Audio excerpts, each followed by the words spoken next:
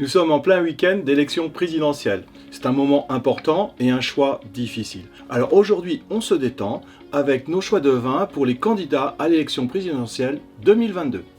Mais avant de découvrir les vins, comprenez que cette vidéo a pour but principal de vous apporter des connaissances dans ce domaine. Il ne s'agit en aucun cas de donner notre opinion ni d'influencer votre choix. Enfin, les domaines ne sont pas concernés ni au courant de notre sélection des vins. Eh bien, commençons par notre président sortant, M. Emmanuel Macron. Quel vin lui proposer? Eh bien, je crois qu'un château Mouton Rothschild serait le bon choix. Avec déjà un parcours au sein de la banque d'affaires Rothschild, ce vin peut être celui d'une nouvelle victoire. Notre actuel président apprécie, défend notre filière et je ne doute pas qu'il l'a déjà goûté et qu'il l'apprécie. Alors, Château Mouton Rothschild est le seul premier grand cru classé issu du seul changement qui a eu lieu en 1973 du fameux classement impérial, un signe comparable à sa percée au sommet de l'État, plus soudaine d'ailleurs que celle du domaine. Alors, je vous ai évoqué grand cru classé, premier grand cru classé, mais qu'est-ce que cela signifie ? Alors faisons un petit retour en arrière. En 1855, à la demande de Napoléon III, est établie une classification en fonction du prix des vins et donc en fonction de la qualité. Elle comprend pour le vin rouge la soixantaine de vins, 60 vins issus essentiellement du Médoc, et le doyen des châteaux bordelais, qui est le château Aubryon sur Pessac, qui se trouve lui dans les Graves. Ce classement, cette hiérarchie se fait à 5 niveaux. Château Mouton Rothschild fait aujourd'hui partie des 5 premiers crus de cette première catégorie. Il faut savoir qu'il était préalablement injustement un deuxième cru classé et sa devise aujourd'hui est la suivante: premier je suis, second je fus, mouton ne change. Château Mouton Rothschild est présent sur l'aire de Pauillac, l'une des 6 communes communales, appellation communale, sur la région médocaine. C'est même l'archétype même du vin bordelais dit rive gauche, c'est-à-dire du côté Médoc, in medio aquae, cette région qui est présente entre la Gironde et l'océan Atlantique. La dominante ici, au niveau de l'assemblage, est le Cabernet Sauvignon. Ce sont des vins, et en tout cas celui-là, qui est taillé pour le marathon des vins, c'est-à-dire avec une très grande pérennité, une très longue bonification en cave. Sa complexité aromatique, une structure imposante, racée, à la hauteur de l'expression de nos plus grands orateurs politiques, une comparaison qui devrait, je pense, lui plaire. Maintenant, abordons le vin de Madame Marine Le Pen. Je lui propose le vin symbolisant la victoire après un tel périple de son parti depuis des décennies. Vous avez deviné ? Il s'agit bien sûr du champagne. Un champagne blanc de blanc. Blanc de blanc. Cela correspond à une cuvée uniquement composée de raisins blancs, en l'occurrence de chardonnay. Aucun raisin noir n'a donc été utilisé, ni pinot noir, ni pinot meunier.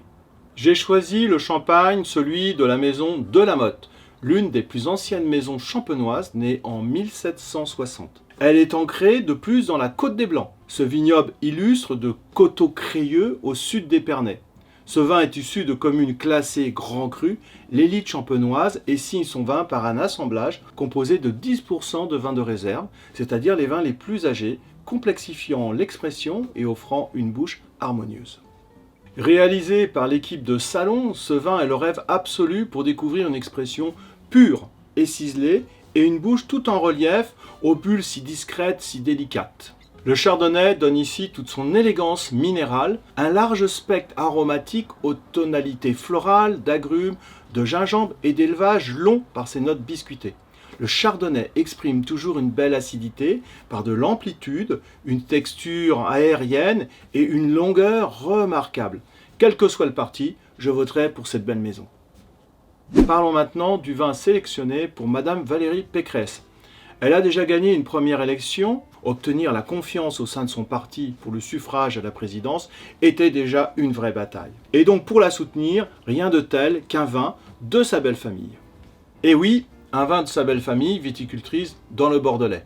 Ce vin, Château Canon Pécresse 2015, est un joli bijou de l'appellation Canon-Fronsac. Ce vin est composé majoritairement de merlot à 90%. Ce grand millésime est généreux en fruits à maturité. On retrouve les notes de cassis, de framboise, avec des notes d'élevage sous bois, neuf, assimilées, comme des notes de cacao, de grillé. Le merlot ici exprime toute sa typicité, c'est-à-dire une texture pulpeuse, juteuse, au tanin bien présent mais toujours soyeux. Une très belle réussite et beaucoup de réconfort. Alors maintenant, abordons le candidat du parti Reconquête, Monsieur Éric Zemmour. Le choix est assez simple. Inconnu comme homme politique il y a quelques mois, il est devenu incontournable des médias, flamboyant même au début dans les sondages. Et pourtant, il n'a aucune expérience de ce monde politique. Le vin proposé est donc exactement ce qu'il me fait penser, l'intrus. Ce vin languedocien est issu d'un seul cépage, le Cabernet Franc. Un seul cépage, un unique cépage pour ce vin.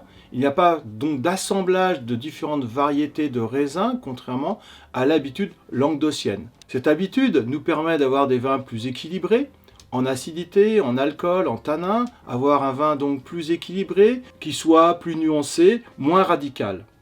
Nous parlons donc ici d'un vin de monocépage, comme ceux que l'on peut trouver en Cabernet Franc, dans la Loire, par exemple, appellation Chinon ou Semur-Champigny. En revanche, les conditions naturelles, plus tempérées dans la vallée de la Loire, nous permettent d'avoir un vin plus équilibré.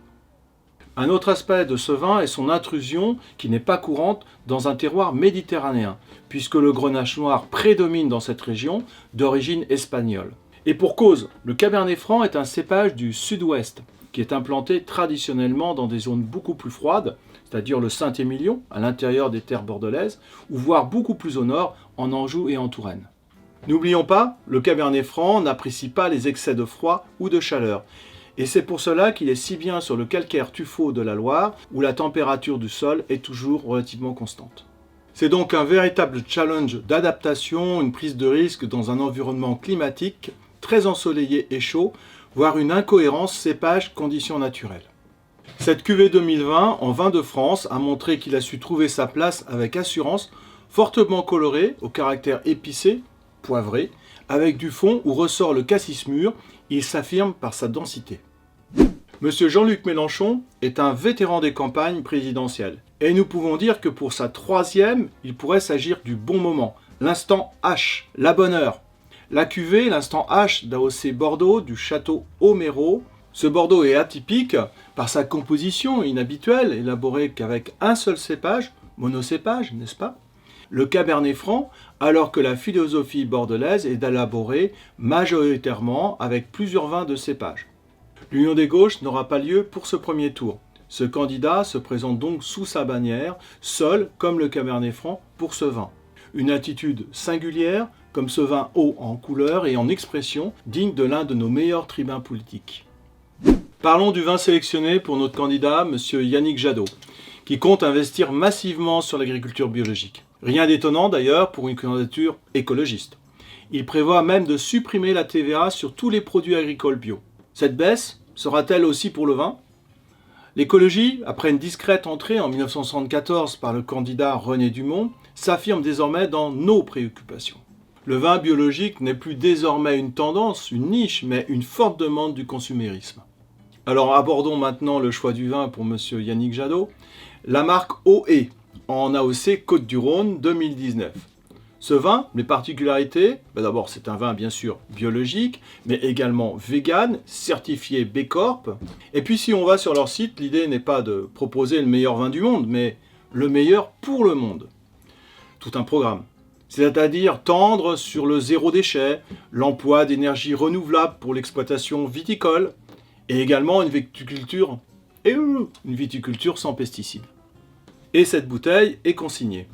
Alors ce vin est issu du terroir de Visan et offre en fait une cuvée dominée par le grenache noir, une expression méditerranéenne. On retrouve la tapenade, la figue rouge, tous les aromates, le thym, le romarin et surtout ce laurier, et un corps charnu, équilibré. Tout ça à la santé de notre planète. Alors maintenant abordons le candidat Monsieur Fabien Roussel. Forcément, un vin de France est si possible porteur de messages, d'espérance, de jours heureux. Et pas n'importe lequel, le vin choisi est la cuvée La Commune de la winery parisienne. Le vin est facile avec la Commune de Paris de 1871, soulèvement ouvrier du peuple de Paris. Rappelons-le, un projet communard pertinent, ambitieux, plein d'espoir sur la démocratie, le féminisme, la laïcité. Insurrection réprimée, mais les idées du berceau de la gauche sont toujours d'actualité. Alors pourquoi ce vin est-il original ? Parce qu'il est élaboré déjà en région parisienne à Montreuil. Des vignes en milieu urbain, ça existe. Le vignoble de l'Île-de-France, rappelons-le, représentait 42 000 hectares, soit presque à 3 000 hectares près, la Bourgogne et le Beaujolais actuellement.